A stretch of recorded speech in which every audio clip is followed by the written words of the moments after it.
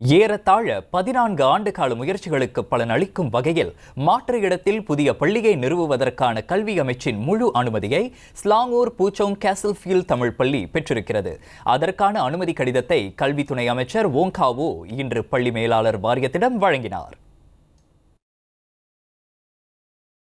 Pada hari ini kita telah pun menyerahkan kelulusan bagi pembinaan kantian penuh sekolah HKT Castlefieldd di premis baharu, yang mana tapak tersebut telah pun diberikan ataupun diluluskan kepada sekolah ini oleh kerajaan negeri, dan pada masa yang sama projek ini akan dilaksanakan bersama oleh pihak sekolah, prasarana dan juga DMIA Sdn Bhd.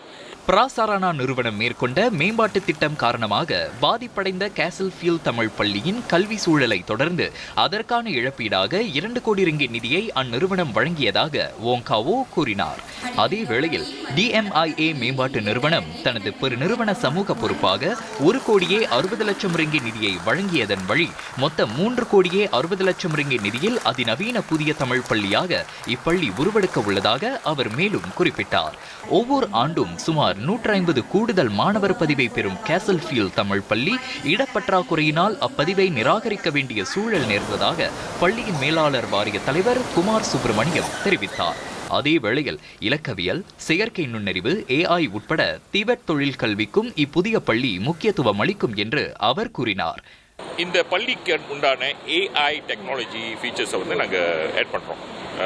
இது நாங்கள் இதுக்கு YB Kovind Singh டியோக்கு நன்றி சொல்ல கடமைப்பட்டிருக்கிறோம். அவர் will be helping us on this.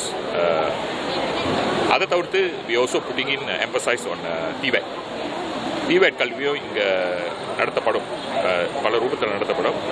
இது ஒரு அதிநவீனமான தமிழ் பள்ளியாக இருக்கும். ஏன்னா நாங்கள் அடுத்து வர 50 ஆண்டுகளுக்கான உண்டான தமிழ் பள்ளியை தான் நாங்கள் உருவாக்குறோம்.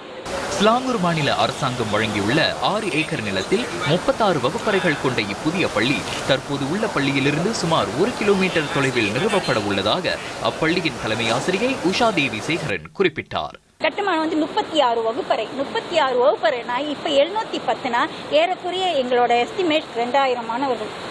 2028ஆம் ஆண்டு ஆகஸ்ட் மாதம் இப்புதிய பள்ளியின் கட்டுமான பணிகள் நிறைவடையும் என எதிர்பார்க்கப்படும் நிலையில் 2029ஆம் ஆண்டு ஜனவரி மாதம் செயல்பட தொடங்கும் என்று எதிர்பார்க்கப்படுகிறது.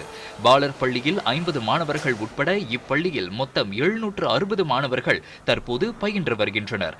இன்று ஸ்லாங்கூர் பூச்சோங் கேசல்ஃபீல்ட் தமிழ் பள்ளியில் நடைபெற்ற இந்நிகழ்ச்சியில் ஆசிரியர்கள், கல்வி அமைச்சின் அதிகாரிகள், பள்ளி மேலாளர் வாரியத்தினர், பெற்றோர் ஆசிரியர் சங்கத்தினர் என சுமார் 70 பேர் கலந்து கொண்டனர்.